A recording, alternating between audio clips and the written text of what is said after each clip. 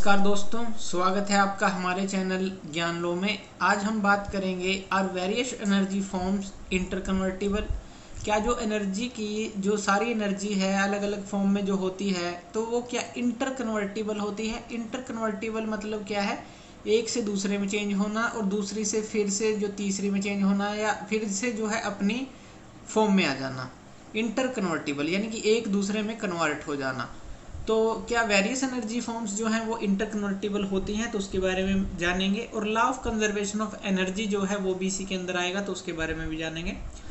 तो देखिए, अगर हम बात करें एनर्जी फॉर्म की इंटरकन्वर्टिबल के बारे में, तो हम क्या है एक एनर्जी को दूसरे एनर्जी में कन्वर्ट कर सकते हैं। पहले तो हम ये बात करेंगे कि क्या हम एक एनर्जी को दूसरी एनर्जी में कन्वर्ट कर सकते हैं। मान लीजिए यहाँ पे क्या बात की हमने, मान लीजिए आपके पास सनलाइट है। अब सनलाइट क्या है, एनर्जी है, और सनलाइट को क्या आप दूसरी फॉर्म ऑफ एनर्जी में कन्वर्ट कर सकते हैं। जैसे आजकल आप सोलर का यूज़ करते हैं, सोलर सिस्टम जो होते हैं, तो उसका यूज़ करके आप उसके थ्रू इलेक्ट्रिसिटी बनाते हैं। तो इलेक्ट्रिसिटी बनाते हैं यानी कि इलेक्ट्रिसिटी एनर्जी में ये आपने उसको कन्वर्ट कर दिया। या फिर सनलाइट का ही एक और एग्जांपल ले लें, जो हमारे पेड़ पौधे हैं, जो प्लांट्स हैं, वो अपना भोजन जो है किस तरह से बनाते हैं, वो अपना फूड को किस तरह से प्रिपेयर करते हैं। वो फूड अपना प्रिपेयर करते हैं फोटोसिंथेसिस की प्रक्रिया से, यानी कि सनलाइट का उसमें यूज़ करते हैं और अपना भोजन तैयार करते हैं। तो फोटोसिंथेसिस की प्रक्रिया वो करते हैं, तो इसमें भी सनलाइट की एनर्जी थी। अब देखिए, सनलाइट की एनर्जी को ही हमने इलेक्ट्रिसिटी में भी कन्वर्ट किया। फोटोसिंथेसिस की प्रक्रिया द्वारा पौधों ने अपना फूड भी बनाया, और इसी तरह से सनलाइट का आप यूज़ करके इसको हीट एनर्जी में कन्वर्ट करके इससे जो है पानी को गर्म कर सकते हैं, भोजन पका सकते हैं। इस तरह से बहुत सारे काम कर सकते हैं इसकी हीट का यूज़ करके। अब हम यहाँ पे कर क्या रहे हैं, हम यहाँ पे कर रहे हैं कि सनलाइट को, जो सन की एनर्जी है, उसको हम अलग अलग फॉर्म में कन्वर्ट कर रहे हैं। तो यहाँ पे हम देख रहे हैं कि जो कोई भी एनर्जी है उसको हम कन्वर्ट कर सकते हैं। अब इसका एक और एग्जांपल ले लेते हैं। इसका एग्जांपल लेते हैं, मान लीजिए आपके पास जो है कोई पानी की एनर्जी है। पानी की एनर्जी का एग्जांपल ले लेते हैं। तो वाटर है आपके पास, आपने एक डैम बना रखा है और यहाँ पे जो है खूब सारा पानी है। अब यहाँ पे पानी के अंदर जो है आपने इस तरह का मैकेनिज्म लगाया हुआ है, और आगे यहाँ पे जो है एक टरबाइन लगा हुआ है।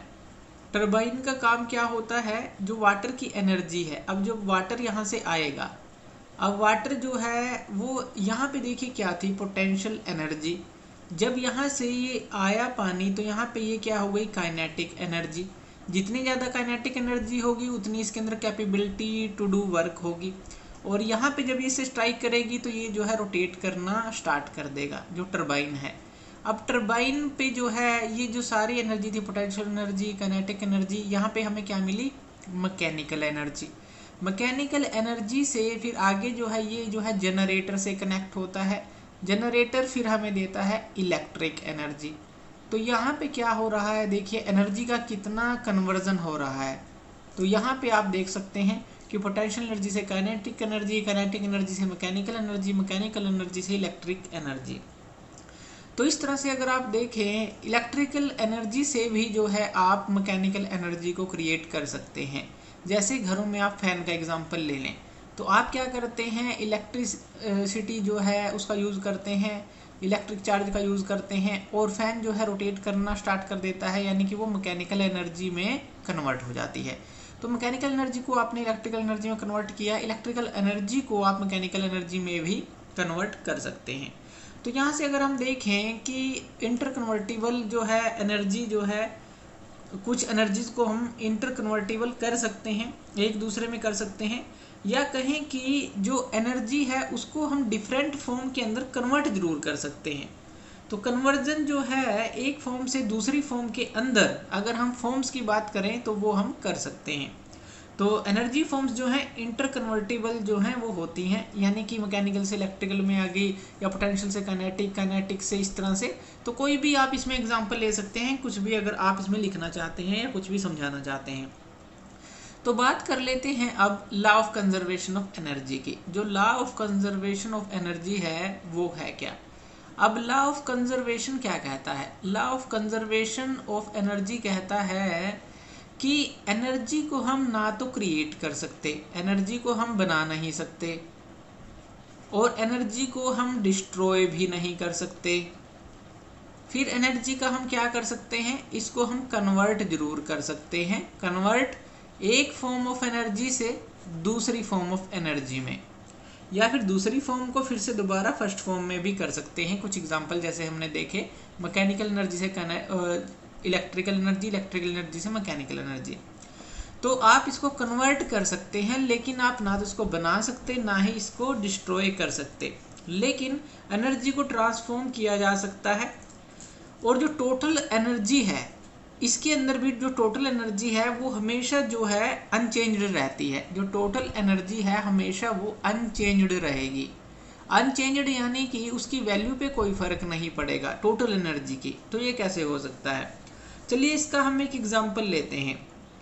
ये ऐसा कहना चाहता है कि बिफोर ट्रांसफॉर्मेशन जो एनर्जी थी और आफ्टर ट्रांसफॉर्मेशन जो एनर्जी है वो बराबर ही वैल्यू रहती है, लेकिन उसकी फॉर्म चेंज हो जाती है। तो अब चलिए देखते हैं, इसके लिए एक एग्जांपल देखते हैं। अब मान लीजिए कोई ऑब्जेक्ट है, आपने यहाँ पे सरफेस से कोई ये ऑब्जेक्ट है ये लिया और इसको आप ऊपर ले गए, यहाँ पे कुछ हाइट तक ले गए। अब यहाँ से जब ऑब्जेक्ट आप ऊपर लेके जा रहे हैं तो आप इसके ऊपर क्या कर रहे हैं? वर्क कर रहे हैं, वर्क डन इसके ऊपर चल रहा है। वर्क डन करने का क्या मतलब है? आप इसको एनर्जी दे रहे हैं, इसके अंदर एनर्जी आ जाएगी। कौन सी एनर्जी इसके अंदर आ गई? यहाँ पे आकर यहाँ पे आगे इसकी पोटेंशियल एनर्जी इसके अंदर स्टोर हो गई। जितनी हाइट पे ले जाएंगे उतनी ज़्यादा पोटेंशियल एनर्जी इसके अंदर स्टोर हो जाएगी। उसके बाद जब आप इसको नीचे छोड़ते हैं तो यही जो पोटेंशियल एनर्जी है हर एक पॉइंट पे कुछ पॉइंट्स ले लेते हैं, तो ये जो है काइनेटिक एनर्जी में कन्वर्ट होती रहेगी। यहाँ पर काइनेटिक एनर्जी में, यहाँ पर काइनेटिक एनर्जी में, यानी कि जैसे जैसे पोटेंशियल एनर्जी डिक्रीज होती रहेगी काइनेटिक एनर्जी बढ़ती रहेगी। और ये जो मैक्सिमम काइनेटिक एनर्जी जो होगी यहाँ पर होगी स्ट्राइक से जस्ट पहले, और पोटेंशियल एनर्जी पूरी कन्वर्ट हो चुकी होगी काइनेटिक एनर्जी में।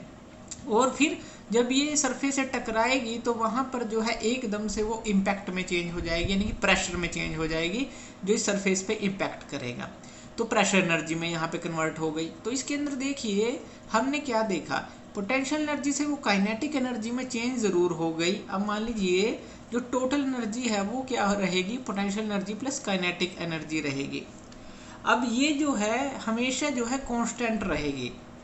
तो यहाँ पर हम ये कहना चाहते हैं, अगर हम सिर्फ पोटेंशियल एनर्जी और काइनेटिक एनर्जी का एग्जांपल लें, अगर पोटेंशियल एनर्जी इंक्रीज होगी, डिक्रीज होगी सॉरी, तो काइनेटिक एनर्जी जो है इंक्रीज होती चली जाएगी।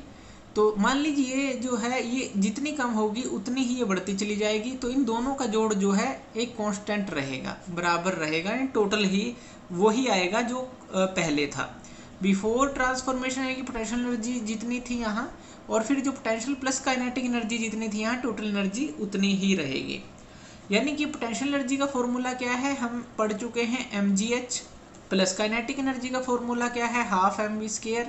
तो ये किसके बराबर रहेगी? ये जो है हमारा कांस्टेंट के बराबर रहेगा।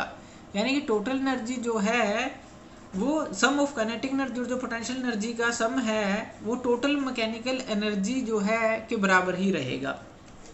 तो यहाँ पर जो है फ्री फॉल के दौरान भी हम जो है हम देखते हैं कि जैसे ये फ्री फॉल था कि पोटेंशियल एनर्जी में जितना डिक्रीज हुआ उतना ही जो है इंक्रीज हमें मिलता है काइनेटिक एनर्जी में। तो इस तरह से आप कह सकते हैं कि कंटिन्यूसली यहाँ पे ट्रांसफॉर्मेशन हुआ है ग्रेविटेशनल पोटेंशियल एनर्जी का काइनेटिक एनर्जी के अंदर।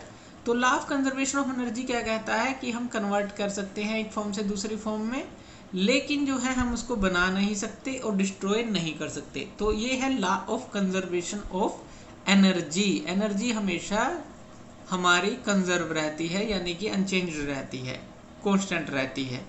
तो ये यहाँ पे हमने समझा। तो ये था हमारा are various energy forms interconvertible और law of conservation of energy. तो थैंक यू वीडियो देखने के लिए, और ज़्यादा वीडियोस के लिए आप हमारे चैनल ज्ञान लो पे हमें सब्सक्राइब कर सकते हैं। धन्यवाद।